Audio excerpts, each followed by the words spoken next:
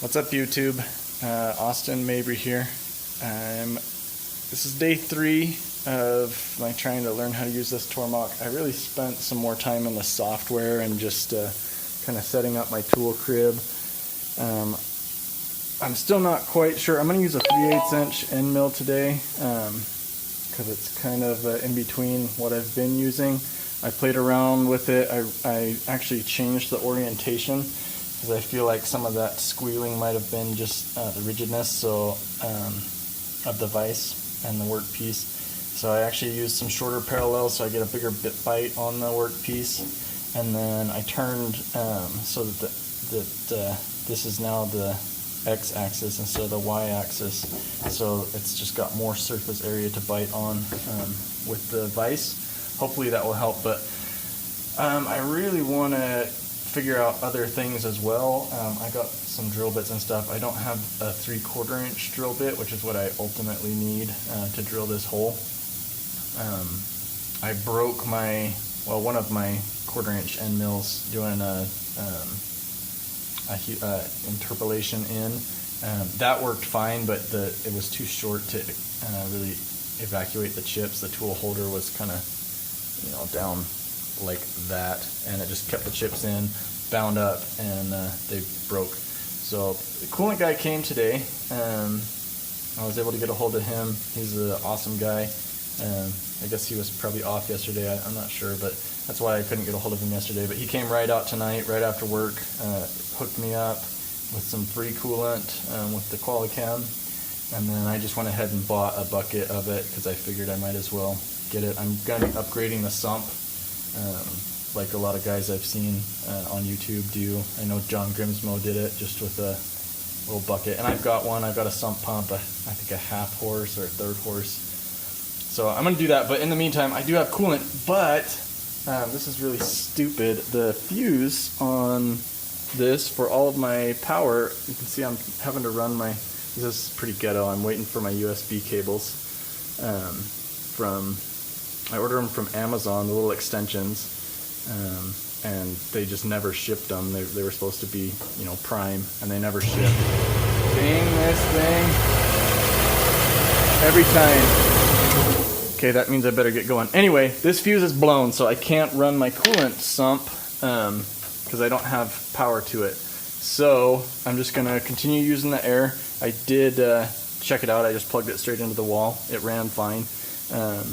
So I'm excited to get that going. But realistically, I think I need to build an enclosure because this is already spraying chips. It's going to get coolant everywhere too.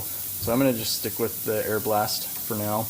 Just keep it cleared out. But we're going to do, I'm going to start with trying to do a spot drill. Then I'm going to drill the 2 holes that are not the size they actually need to be, but again, that'll kind of teach me something about surface feet and all of that, see if I'm kind of in the ballpark. And then we'll use that 3/8 end mill to do some profiling. And I reduced the surface feet on that a little bit compared to what I was running with those other 2.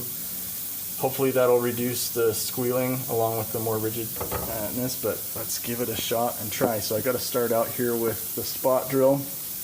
And actually I got to pause you because I did not load the G-code onto my thumb drive yet, so hold on. Okay, I'm back. The nice thing about that is that it posts really fast.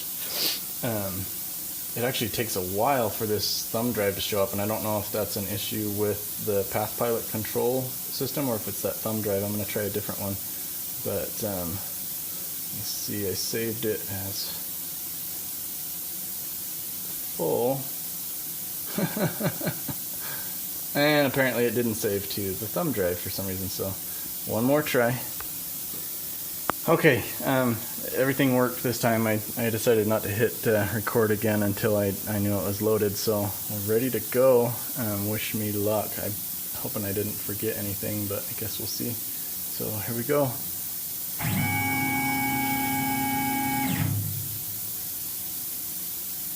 Okay, insert tool 7, which is that guy. So press cycle start. Here we go. Shit. apparently I don't know what I'm doing with tool offsets, because that was kind of a disaster.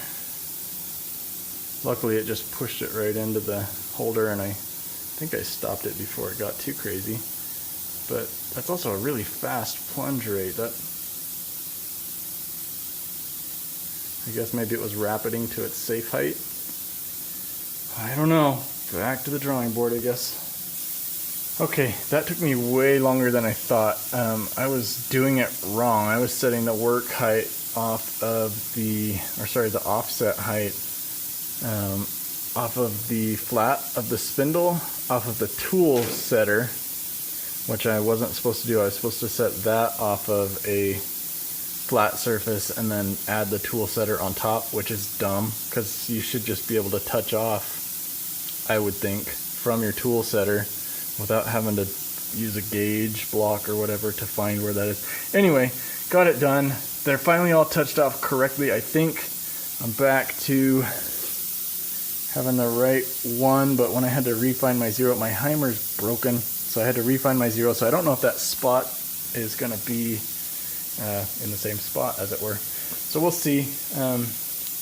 We load the file back up. Cycle start and see what happens. And tool 7. Sand load tool 7. It does. Okay, let's see what happens. Oh, it's gonna feed in stupid slow. Something's already not right.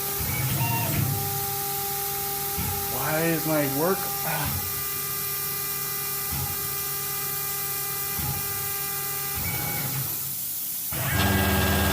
All that work, and I still don't know why my tool thinks.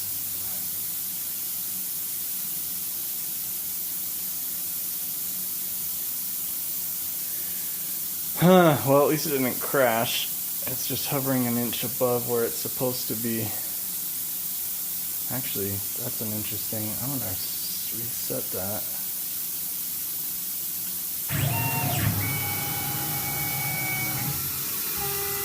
It's like 2 inches above it. So what's going on? Why is it doing that? My offset is my work offset.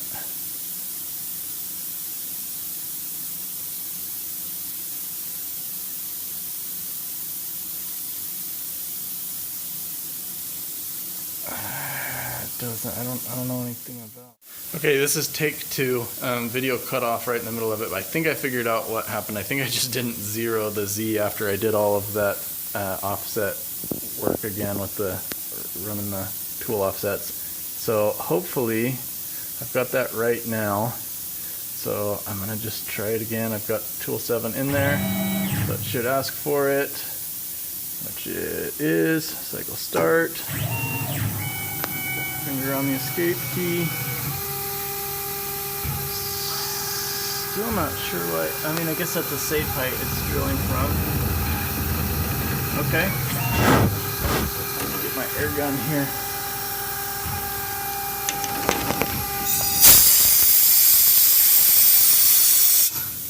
Okay. Spotted it. This is going to be really hard to do one-handed. Now it's asking for, let's see, what is it asking for?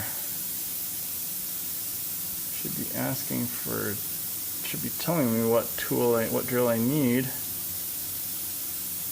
Let me hit cycle start and see if it'll ask me next. Okay, there we go.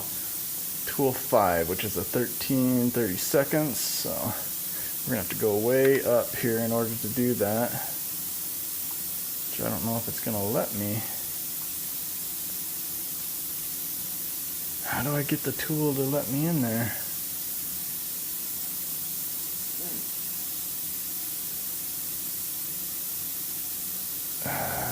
Let's see. Dang it, that's frustrating.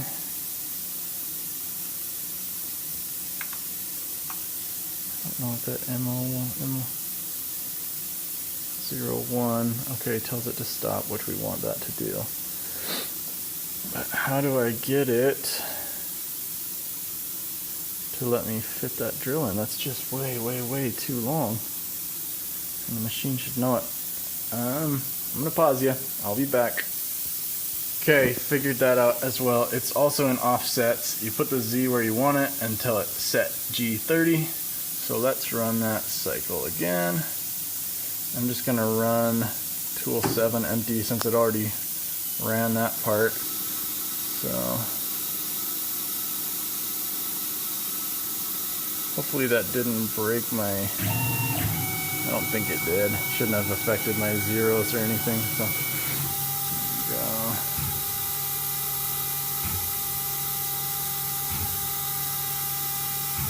I really need to get a stand for this. I have this little Chinese GoPro knockoff thing, but it's not doing audio. So I need to figure out what's going on with that. But it's kind of hard to film one-handed and do these tool changes. So let's see, did that come up high enough?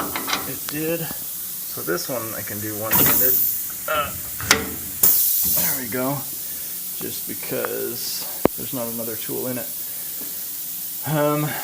Okay, I have no idea if this is a good drill recipe or not. It said 80 surface feet per minute and like a 4,000th chip per tooth, I think, was good for drilling. And I'm doing a Peck drilling with a full retract. So here we go. Let's see, insert T5, 30 seconds. Here we go. Ow. I chickened out. That spindle wasn't spinning. It's crashed on me before, so just start it over. Stop, reset. Take this tool out. Sorry guys, this is probably a really annoying video to watch, and I'm not going to edit it. I'm trying to be lean with my video making here. I don't have time to edit, so sorry for the annoyingness. I'm trying to use pause as much as I can. So I'm going to do that actually so you don't see that same process we just did. Okay, here we go. Tool T5, yeah, tool 5. Ready to go, and let's try it. This time I'll try not to chicken out. There it goes. I don't know why it didn't kick that spindle on earlier before. I don't know why it thinks that needs to start retracting so high. I need to work on that. Okay, there's go. Okay.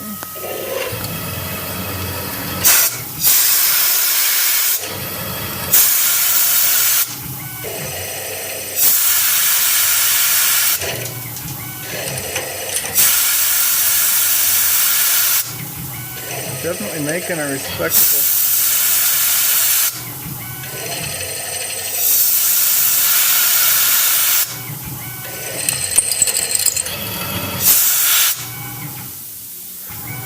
See, yeah, why? Something's still not right, because it should have punched all the way through there. I need to find out why my tool length offsets or my Z height offset is still wrong. Alright, let's do another quick tool change, and I'll be back. Alright, tool change done. Hit cycle start.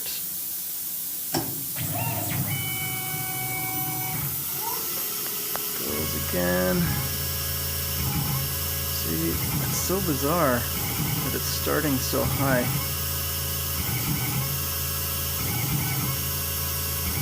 I really wish my Heimer probe would get here. I think it'll be here tomorrow, and that'll let me get a little bit better at zeroing. Oh, it's walking. That first spot drill, because I had to re-zero it, and that kind of hosed things up a little bit. So we'll just skip that. We'll pretend that hole went in where it was supposed to. I may be able to, I'll re-spot drill it deeper using the right using that spot drill, and that it's got a taper on it, so that should flare it out some, and then that should walk into the right spot, I think. So I'm gonna pause you again, do another tool change, and then we'll start cutting hopefully and make some maybe decent chips this time. Okay, I ran that spot drill a little bit deeper while I was at it. I went ahead and re-zeroed with using the spot drill on the Z-axis. I don't know, something's still not quite right, so I'm gonna have to watch it when I put that 3/8 end mill. I may re-zero it again and run through all the code again, which isn't very efficient, but I really don't want to crash anything. So anyway, back to my 3/16 drill. Then let's see how it goes.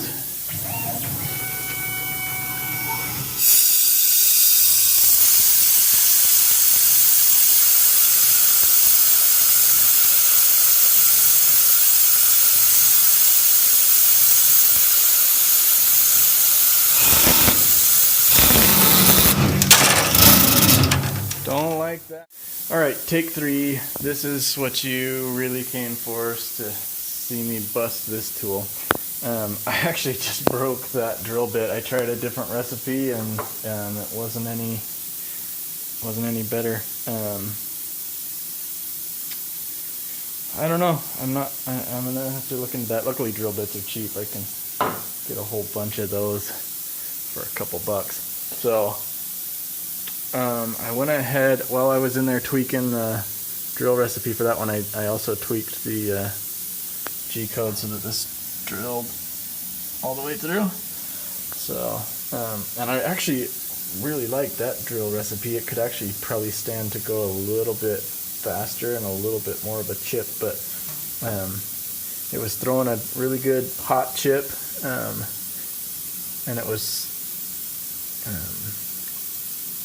cool to the touch. The drill bit was after that, so that means all the heat was going into the chip. So I'll probably stick with that recipe, maybe tweak it later, but that actually worked really well. The surface finish isn't amazing, but I mean, it's a drill bit drilling 1018 steel, so what are you gonna do?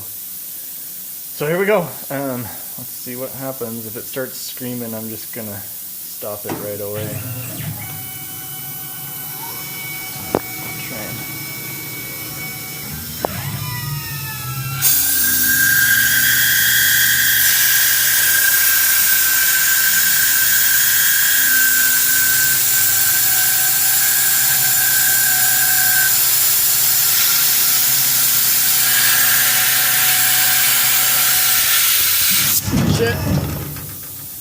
Well, dang, that was really good there for a little bit. I mean, pretty decent surface finish.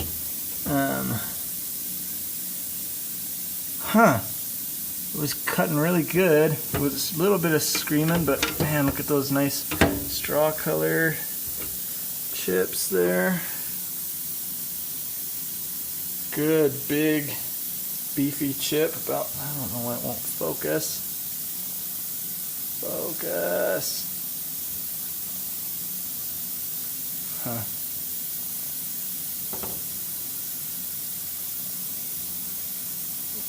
Anyway, good color, good shape of a chip, nice and thick. So I don't know what caused it to just bind up there at the last second.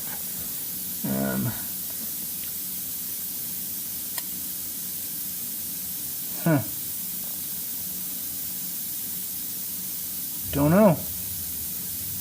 Not sure where to go from here. Maybe, let's see. Looks like it was spinning at 1800 RPM. That seems a little slow.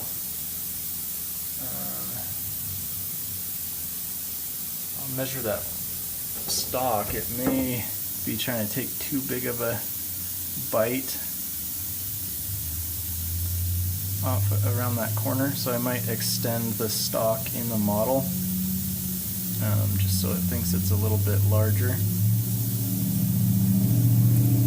and I'll give it another shot, and then I'm going to bed. It's late, it's almost midnight, so let's try that and then I'm done. Okay, I don't even remember where I was. I had to change some stuff. I looked it up. It says 100 surface feet per minute for 1018 steel, which was the only steel they had. It's not really the best for machining, which is probably why I'm getting so much squealing. But so I went and bumped it way down I think, hold on, let me put it in low because I think it'll have more torque at that lower speed, so stand by. Okay, I have no idea what's going to happen. It's late. I should probably be in bed rather than running this, but I'm really wanting to get this going, so let's see what happens.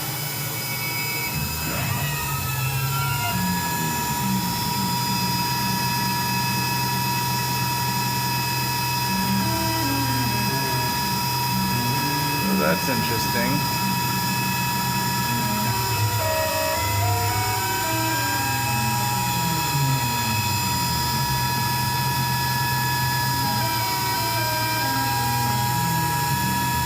It's taking a narrower width of cut. Oh, stop. Huh, maybe that's what happened before. I think my tool holder just came loose. So... crap, I should probably be in bed before I really screw something up. Man, that's bizarre. Okay, well, I'll figure it out later. I figured it out, I think. It was off by half the width of the tool.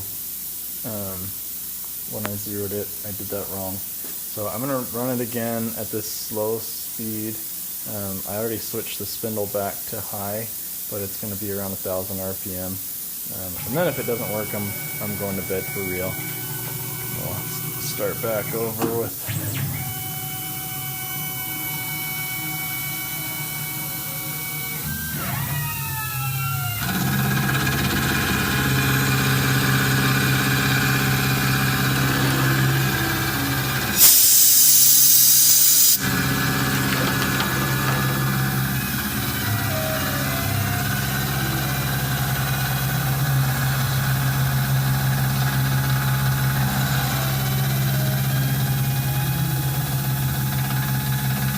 kind of recutting the zero is not back exactly, so that's why it's making that really thin chip. But this is where it... Alright, that's interesting. A lot of heat in the chip. But that... Oh. A little bit blue right there. Nice and quiet. There's no squealing, so this may be the ticket.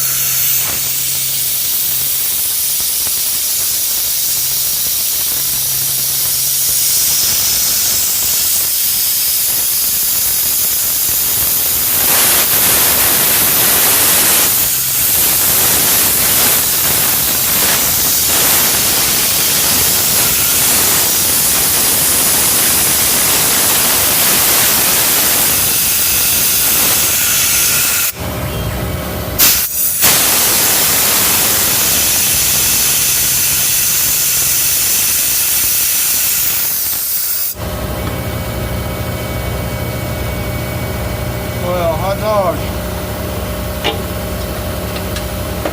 I'm gonna go ahead and kill the air again. I really need to fix that leak. There's a pinhole in the bottom of the tank I need to weld up. I just haven't had time. I need to hoist it up.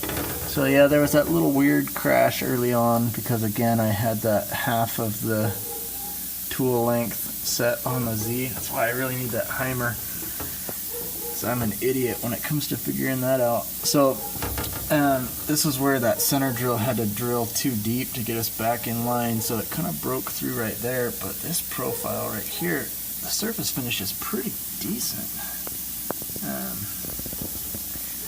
Good looking chips. There, it kind of got a little bit blue when it was cutting into this corner, so I don't know. There's a setting in Fusion 360 that kind of alludes to optimizing as it goes into corners. I think what I might do instead though is just define the stock a little larger than it is. This was actually dead on. Just define it another couple, I don't know, a couple tenths maybe, just so that it makes a really nice light cut in the corners, and that'll allow for some deviation in the cutting the stock. But I am feeling much better about that. I think I'm going to go ahead and leave it in there and see if I can interpolate the hole using this guy with a 3D adaptive. So I don't want to take it out of the... Well, I guess I can, because I can still zero off of this stock. So yeah, I'm going to pull it out. Okay, I'm back. Just doing a little post-mortem here. Surface finish looks pretty decent. I'm not sure why there's that line right there. I think, again, maybe that's just from that step over. I bet you if I was to take this whole thing in one pass, that would look a lot better. But you can barely feel it. It's visible, but it's not very significant.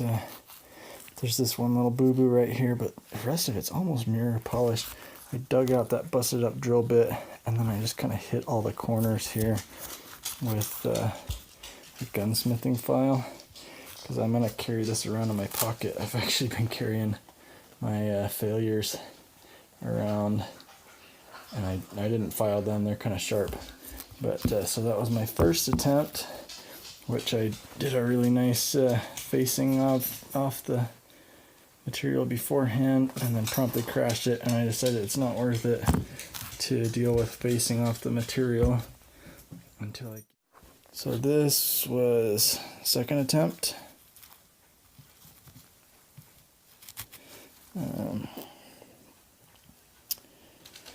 So yeah, didn't face it off, broken end mill in there. It was climb milling, and it was interpolating in because it was doing a cleanup pass on the outside here. I don't love the surface finish on any of it. It was getting lots of chatter. And that was attempt number 2. No crashes, just broke the tool there, but that was a significant improvement.